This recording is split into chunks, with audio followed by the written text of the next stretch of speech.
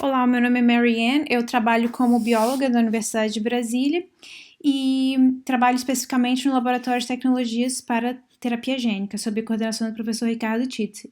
Sou graduada e mestre pela UNB e doutora pela Universidade de Oxford em Oncologia. Na aula de hoje eu vou trazer para vocês falar sobre o teste ELISA e eu vou discutir sobre o uso do teste ELISA no diagnóstico do processo de saúde e doença. Um dos casos que eu vou trazer para vocês, que eu vou exemplificar, vai ser no uso do teste ELISA para a detecção da doença COVID-19. Durante a aula, eu vou utilizar termos relacionados ao teste ELISA, que eles são muito importantes e provavelmente eles não fazem parte do vocabulário do cotidiano de vocês. Então, eu vou tentar exemplificar e definir esses termos de forma curta para ajudar e sedimentar no conhecimento, né? A gente pode começar falando de ELISA. ELISA é um acrônimo das palavras em inglês Enzyme Linked Immunosorbent Assay, ou ensaio de imunoadsorção enzimático, e essas palavras elas trazem os principais componentes do teste ELISA. Este é um teste, então, que se baseia em reações de interação antígeno-anticorpo e são geralmente detectáveis por meio da reação de enzimas ligadas a esse anticorpo. Então, assim, o teste ELISA ele vai sempre precisar também de uma fase sólida ou superfície, onde os diferentes elementos do ELISA vão ser adsorvidos. Essa fase sólida, elas são geralmente as superfícies de microplacas mesmo, as quais que a gente usa no laboratório, mas essas superfícies elas têm características físico-químicas específicas para permitir a adsorção de antígenos. Assim, existem duas finalidades principais para o teste ELISA. Ele pode ser usado para detectar a presença de antígenos que são reconhecidos por um anticorpo, ou pode ser usado para testar anticorpos que reconhecem um antígeno específico. O teste ELISA é muito utilizado para diagnóstico de diferentes doenças infecciosas. Eu vou explicar um pouquinho mais por quê. E ele também pode ser utilizado para diagnóstico de doenças autoimunes ou alergias. Assim, o teste ELISA ele é utilizado muito para a compreensão de certas fisiopatologias. Por meio da detecção de componentes específicos, utilizando o teste ELISA e determinação da concentração desses componentes específicos em amostras biológicas complexas como sangue, líquor, por exemplo, a gente consegue entender algumas doenças. Um exemplo é o uso do ELISA para a detecção de certas citocinas pró-inflamatórias, e isso ajuda no entendimento, por exemplo, de certas síndromes neuropáticas e também na compreensão se certos medicamentos foram efetivos ou não. Outra forma de se utilizar o teste ELISA é para você detectar anticorpos produzidos por nós, pelos organismos, em respostas a doenças infecciosas. É interessante salientar que o desenvolvimento dessa técnica de ELISA ela tem grande importância clínica e pode ela sempre apresenta uma boa relação custo-benefício. E isso ajuda muito no uso de testes para a detecção, por exemplo, desses casos de doenças infecciosas. Como eu trouxe aqui alguns vírus, inclusive o vírus que causa essa pandemia atual, que é o SARS-CoV-2. Olha, eu acabei de utilizar diferentes termos para falar do ELISA e a gente vai utilizar eles algumas vezes. E também vou definir outros termos que a gente vai utilizar outras vezes. Um importante termo eu falei que foi a adsorção, que seria essa adesão de moléculas presentes em um fluido em uma superfície sólida. E no caso do ELISA, essas moléculas são antígenos, que são essas moléculas que têm composição diversa, tanto de natureza lipídica, proteica ou mesmo podem ser constituídas de carboidratos também. E o que elas têm em comum, esses antígenos, é que elas são moléculas que são reconhecidas por anticorpos específicos. E o que são anticorpos, né? São esses moléculas grandes em formato de Y, compostas por porções diferentes. Você tem a porção ou domínio FAB e também a porção FC. Essa parte FAB ela é responsável por fazer reconhecimento específico antígeno-anticorpo. enquanto a porção FC ela é conservada, ela não muda entre os diferentes anticorpos primários de uma mesma espécie. Um outro anticorpo também que a gente vai utilizar muito, falar muito, é o anticorpo secundário. Esses anticorpos, eles reconhecem a porção FC do anticorpo primário. Uma coisa interessante de chamar atenção, que eu falei um pouquinho, é que ele é espécie específica, ou seja, anticorpos de um determinado organismo, por exemplo, coelho, camundongo, tem sempre a mesma porção FC. Você tem variação, então, na porção FAB, mas você tem a porção FC conservada. Interessante chamar atenção é que um anticorpo, secundário pode reconhecer diferentes partes do FC. Então, você pode ter, por exemplo, aqui mais de um anticorpo secundário ligado à porção FC do anticorpo primário. E esse fato do FC ser constante, né, você permite o quê? Que um mesmo anticorpo secundário, ele pode se ligar a diferentes anticorpos primários de uma determinada espécie. Isso pode significar redução em custos na hora de você fazer um experimento de ELISA e também aumenta a flexibilidade do ensaio, porque você pode ter anticorpos secundários marcados de forma diferente. Eu vou conversar um pouquinho com vocês o que significa essas marcações. E também o anticorpo secundário pode ajudar a amplificar o sinal, por fato dele poder ter mais de um anticorpo secundário associado à porção FC dos anticorpos primários. A gente tem várias variantes do ensaio ELISA, né, mas eles têm elementos básicos. Quais são esses elementos básicos, né, do ELISA? São a parte de captura ou recobrimento, que você tem essa imobilização do antígeno nessa sua superfície, essa adsorção.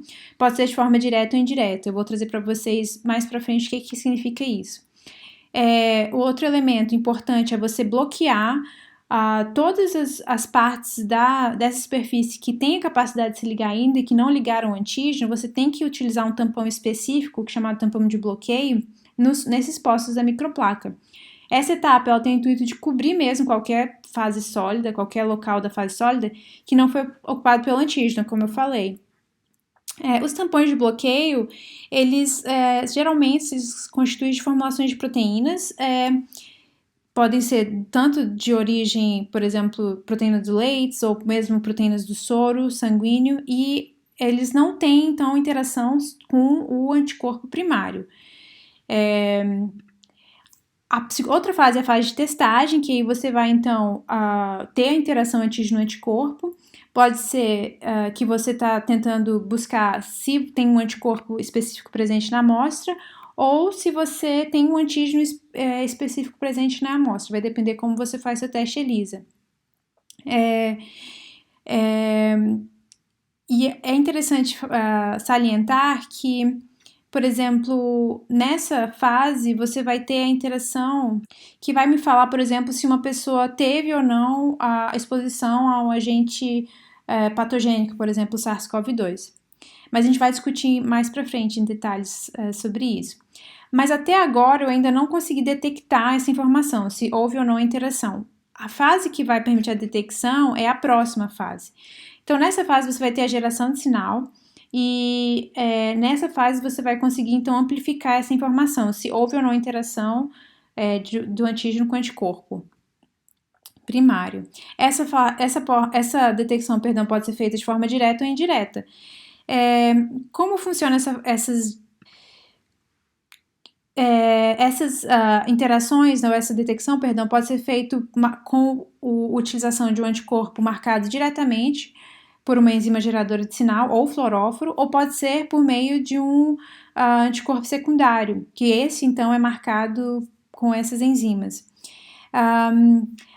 Na sequência, né, você precisa adicionar um substrato. Então, se você adicionou uma enzima e ela interagiu com o seu sistema, a próxima etapa, então, seria adicionar um substrato. É interessante falar que essas enzimas do teste ELISA, ela tem a capacidade de catalisar uma reação e o produto gerado vai ser um produto mensurável. Os marcadores enzimáticos mais utilizados é a peroxidase de Rabano e a fosfatase alcalina, muito conhecida. Existem diferentes substratos para essas enzimas, né? Isso está disponível comercialmente. O que vai determinar a sua escolha vai depender da necessidade de sensibilidade, por exemplo, e também da disposição de instrumentos, ou espectrofotômetro, ou fluorômetro, ou luminômetro. O que vai. Mas o que assim, essas são as etapas básicas do ELISA, né? Se você for ver, não é muito complicado. Outra coisa que vai sempre estar presente no seu ensaio ELISA e que vai separar todas essas fases é a parte de lavagem. E é feito com tampões apropriados, né, para essa etapa de lavagem. E o que ela faz? Ela retira qualquer elemento que foi ligado inespecificamente no teste ELISA. E essa fase também tem que ser feita com muito cuidado, como todas as outras fases, né? Você tem que ser rigoroso com todas as suas fases do teste ELISA. Gente, eu vou voltar agora para a definição de alguns termos que eu utilizei e também para expandir um pouco nessa parte do conceito de detecção do método de ELISA. Eu falei de substrato, que você vai ter que adicionar no seu ensaio ELISA, e essas seriam moléculas que têm a capacidade de ser modificadas pela enzima e formar um produto. Esse produto pode ser fluorescente, quimiluminescente ou colorido. E quando você tem um produto colorido ou colorimétrico, né, significa que esse substrato agora ele permite a absorção ou reflexão de luz e você consegue medir isso, né, por meio de espectrofotometria. E esse substrato ele acumula e ele é solúvel. Então, você, ao longo da ação enzimática, você vai ter acúmulo desse substrato e aumento dessa cor. Uma outra forma também de substrato ou agente de marcação são os fluoróforos. Às vezes, você tem a formação de fluoróforo por meio de uma ação enzimática, ou às vezes você tem já um fluoróforo presente nos anticorpos, ou primários ou secundários. Mas o que tem de comum dessa molécula, né, desse substrato, desse produto? É que elas são excitáveis e elas emitem uma fluorescência específica. E isso pode ser detectável, que isso é interessante, que é o importante. Uma outra forma também de detecção do ensaio ELISA é por meio de quimiluminescência, que é uma reação química que você gera a energia em forma de luz visível. Então você consegue mensurar essa interação da enzima com esse substrato. O ELISA, na maioria das vezes ser um teste enzimático, você tem uma cinética dessa reação. Mas às vezes você quer usar um subterfúgio ou uma etapa que seria você parar aquela reação. E como é que você faz isso? Você usa uma solução de parada, que é uma substância com poder disruptivo, e você vai parar a atividade daquela enzima e você vai então ter um ponto fixo e final do seu ensaio. Gente, então, assim, com esses elementos e com esses substratos, enzimas, você tem vários formatos do ELISA, e esse slide está mostrando para vocês quais seriam esses formatos. Cada um deles tem vantagens e desvantagens, e eu vou trazer para vocês rapidamente qual é a vantagem e desvantagem desses ELISAs. Existem outros, vocês têm muitas variações, então, assim, esse aqui é mais ilustrativo. O ELISA direto é o primeiro que eu vou trazer porque ele é o mais simples. Então, assim, você tem nesse ELISA a absorção do seu antígeno na superfície, na sua microplaca, e você depois tem a adição do seu anticorpo já marcado com a sua enzima, ou a peroxidase de Rabano ou a fosfatase alcalina. Nesse caso, o próximo passo vai ser, então, a adição do substrato. Então, assim, é um tipo de ELISA muito simples, né? Porque você tem poucas etapas, você rapidamente já pode ter o seu resultado, você evita algo chamado reatividade cruzada. Por você não utilizar um anticorpo secundário, o seu anticorpo primário tem a capacidade de tanto se ligar ao antígeno como detectar essa ligação, e você não tem a reatividade cruzada, que é algo que acontece se você usar um anticorpo secundário. E isso parece muito interessante, mas esse teste também tem desvantagens. Qual é a desvantagem? O fato de você modificar o seu anticorpo primário, você pode diminuir a imunorreatividade dele com o antígeno. Então, essa interação antígeno-anticorpo pode ser diminuída porque você modificou a molécula do anticorpo. Por exemplo, outra desvantagem é que você tem um número limitado de anticorpos primários que vão ter a marcação que você deseja. Então, assim, antígenos, existem milhões de várias moléculas, bibliotecas de moléculas de antígeno, e você não vai ter todos os anticorpos primários possíveis marcados do jeito que você deseja, disponível comercialmente. Então, não é tão fácil, você tira a flexibilidade do seu ensaio. Outra coisa que pode acontecer também é você não ter a possibilidade de amplificar o seu sinal tanto quanto se você utilizasse um anticorpo secundário. Eu vou mostrar isso mais claro no próximo tipo de ELISA. O ELISA indireto, né, ele tem... Qual é a diferença dele para o ELISA direto? Você, ao invés de ter um anticorpo primário que tenha tanto a enzima de detecção que vai catalisar o seu substrato e revelar se houve ou não a interação antígeno-anticorpo, você tem, na verdade, agora essa função de interação com antígeno e detecção separada em dois anticorpos.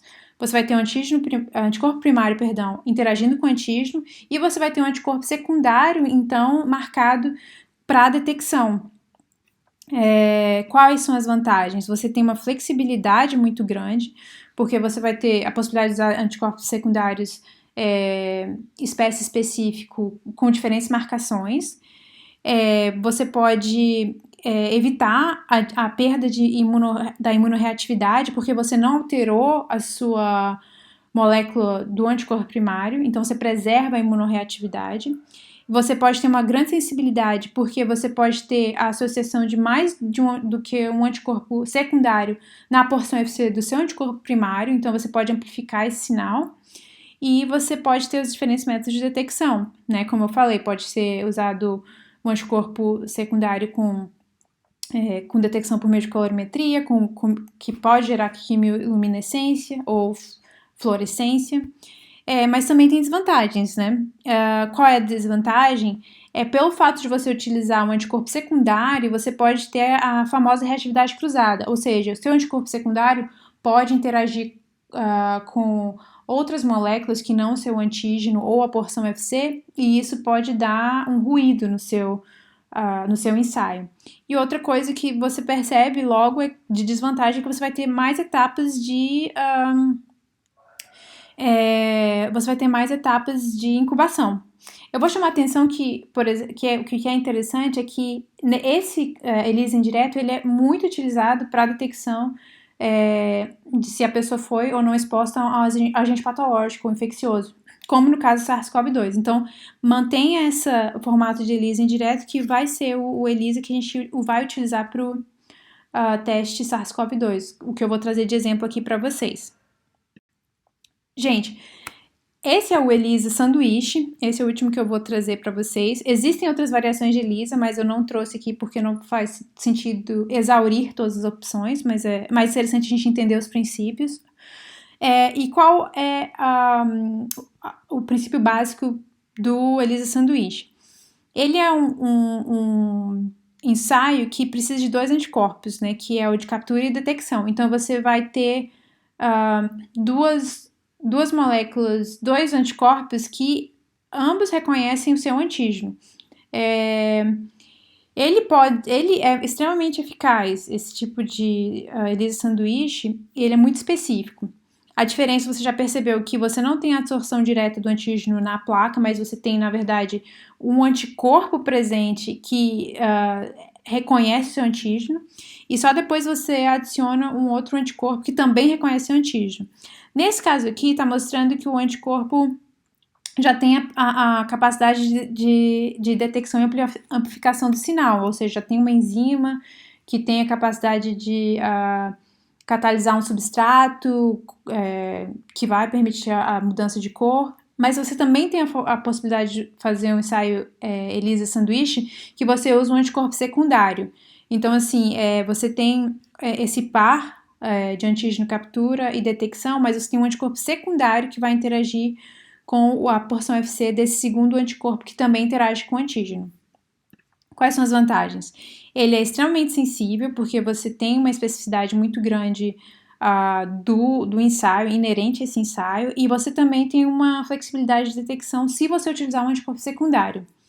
Quais são as desvantagens? É que você precisa de uma extensa otimização para você conseguir encontrar esse par de anticorpos que interagem com o antígeno sem que eles compitam pela mesma porção de ligação do seu antígeno. Então, assim, não é tão simples achar esse par de anticorpos perfeitos, né? Mas ele tem vantagens também, como eu falei. Gente, então, agora a gente já tem esse vazamento, né, sobre o ELISA. A gente pode agora falar do ELISA dentro do contexto da Covid-19. Desde o surgimento da Covid-19, o teste ELISA vem sendo utilizado com diferentes finalidades. Eu vou focar o uso do teste ELISA, né, no estudo de diagnóstico, para diagnóstico, perdão, e também na compreensão epidemiológica. Esses testes eles são muito valiosos para você estudar e para detectar anticorpos que estão presentes no soro ou plasma das pessoas que foram infectadas pelo SARS-CoV-2. Esses testes, né, são testes sorológicos ou de anticorpos, então eu vou falar desses testes sorológicos, e eles detectam exatamente esses anticorpos, né, que foram produzidos por células plasmáticas B, que foram expostos a antígenos específicos do SARS-CoV-2. O teste ELISA, ele tem a possibilidade de confirmar se a pessoa ou teve uma detecção, mesmo quando o exame molecular, né, de PCR, RT-PCR, deu negativo. Então, ela tem essa capacidade de você detectar infecções passadas. E ela também contribui muito para o monitoramento e também do controle do surto dessa pandemia. Você consegue, às vezes, compreender a formação da imunidade na população por meio desses testes sorológicos, e você também consegue determinar com mais precisão certas taxas, por exemplo, de mortalidade, porque às vezes você não consegue detectar por meio da RT-PCR, fazer uma testagem em massa, mas por meio de um ensaio sorológico você consegue entender melhor a pandemia, como é que ela está se desenvolvendo. Gente, mas para a gente entender como foi desenvolvido os ensaios ELISA utilizados nos testes sorológicos para SARS-CoV-2, a gente tem que olhar um pouco mais para a estrutura do vírus. Então, aqui são as duas micrografias do vírus. Uma delas, o vírus está isolado e a outra, o vírus está saindo de uma célula. E aqui tem outro que é um esquema do vírus e mostra as proteínas estruturais, mostra o seu genoma e também um envoltório lipídico.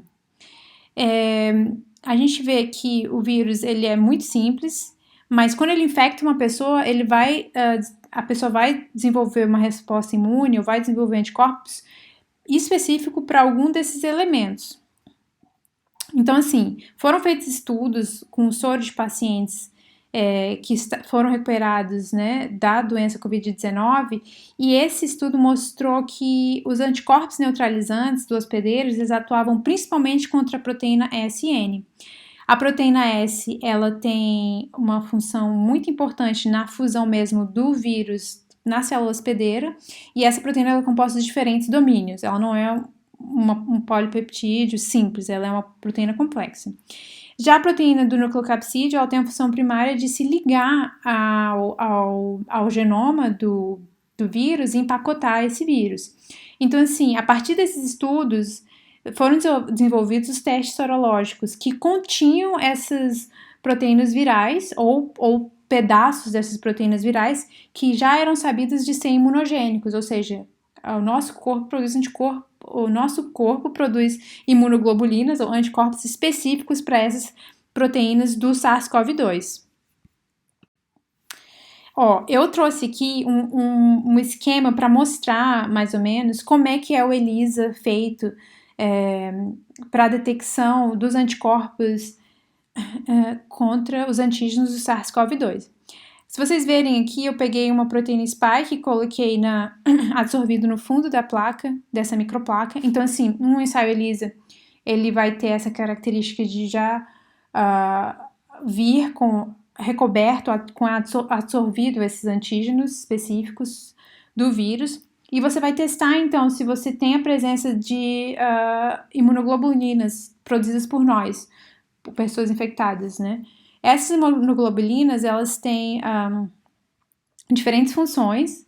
Eu vou falar um pouco disso mais pra frente, mas as que foram mais proeminentes na resposta humoral contra o SARS-CoV-2 foi a proteína IgA, IgG e IgM também. Aqui eu estou salientando também que esse ELISA feito para o SARS-CoV-2 é o ELISA de que tipo? Vocês conseguem se lembrar? Esse é o ELISA indireto, onde você tem um anticorpo secundário que vai reconhecer a porção FC de humanos, né? Porque nós somos humanos, e também vai amplificar o sinal. Aqui está mostrando um substrato para peroxidase de rabano, que é o TMB, muito conhecido. Agora a gente está quase para entender completamente como a gente pode utilizar o ensaio ELISA no teste sorológico para SARS-CoV-2. Só falta mais uma coisa, a gente entender quando que a gente tem que usar esse ensaio ELISA, porque não adianta você usar o ensaio ELISA em qualquer momento no desenvolvimento dessa infecção. A gente vê por meio desse quadro aqui que após o contato, né, que a pessoa tem, a exposição ao vírus, demora um tempo para você ter uma resposta imune. Você tem uma fase infecciosa, que seria cerca de 14 dias, onde você tem os sintomas, ou não, a gente sabe que essa doença ela tem um espectro muito grande em termos de como ela é apresentada clinicamente. E só depois dessa fase infecciosa que você vai ter, supostamente, a formação da nossa imunidade humoral.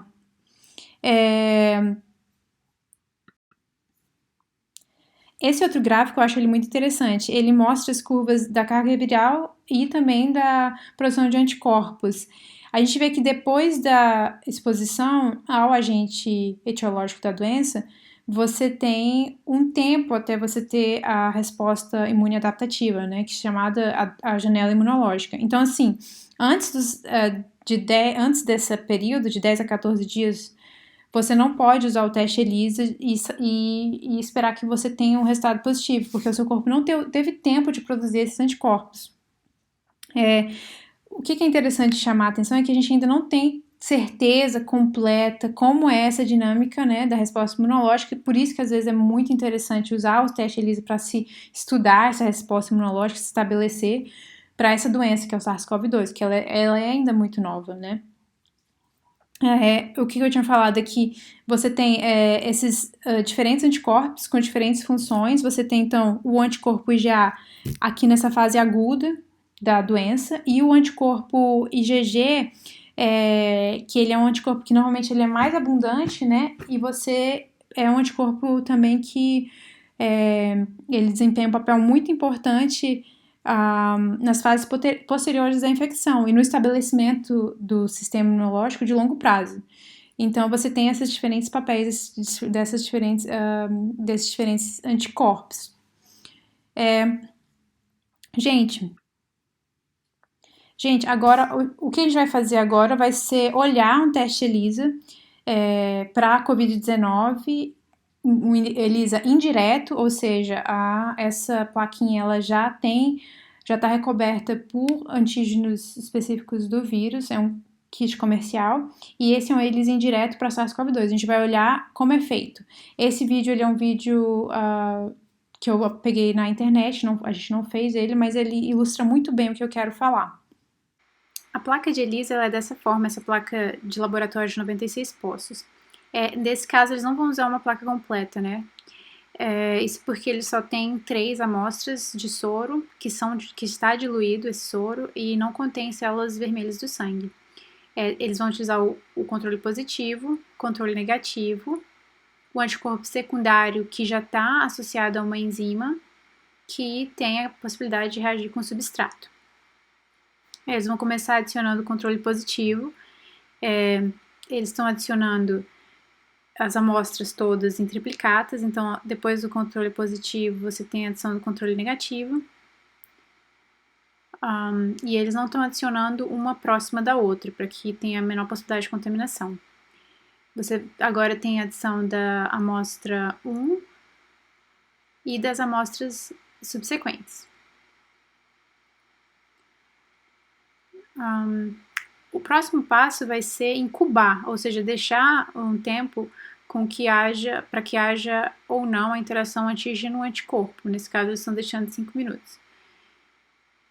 Depois dessa incubação, eles vão desprezar essa solução das amostras e dos controles e vão lavar com tampão de lavagem. Esse tampão de lavagem ele pode conter detergentes e também, às vezes, concentrações de íons, mas uma concentração baixa. Isso é para realmente tirar qualquer interação inespecífica. Dá para perceber que eles lavam de uma forma para que não haja mistura dos poços. E por último, eles fazem esse procedimento, que é para você tirar qualquer resíduo do tampão de lavagem, para você evitar a diluição dos seus reagentes. Próximo passo agora, ele vai adicionar o anticorpo secundário em todos os poços. Nos controles positivos e negativos e agora também nas amostras que estão sendo testadas. Nesse caso agora, eles estão deixando de novo uma incubação por 5 minutos e vão fazer esse procedimento de lavagem. E depois eles vão retirar o excesso desse tampão de lavagem. E agora o último procedimento vai ser adicionar o substrato, que tem a possibilidade de reagir ou não com o anticorpo secundário. Então, se teve anticorpo primário, você vai esperar com que o anticorpo secundário se associe e você vai esperar com que o substrato deixe de ser incolor e se torne com cor, né? Nesse caso, você já começa a ver que está tendo uma mudança de coloração. Você vê que no controle positivo a mudança de coloração está ficando azul. No controle negativo, como é esperado, você não tem essa mudança de coloração. E nas amostras F e G você tem uma mudança de coloração. Ou seja, significa que essas amostras continham anticorpos primários para os antígenos presentes nessa microplaca do SARS-CoV-2. Então, você vê que você teve a associação do anticorpo primário, do anticorpo secundário, e a enzima, então, conseguiu catalisar o substrato. Gente, então é isso. Obrigada.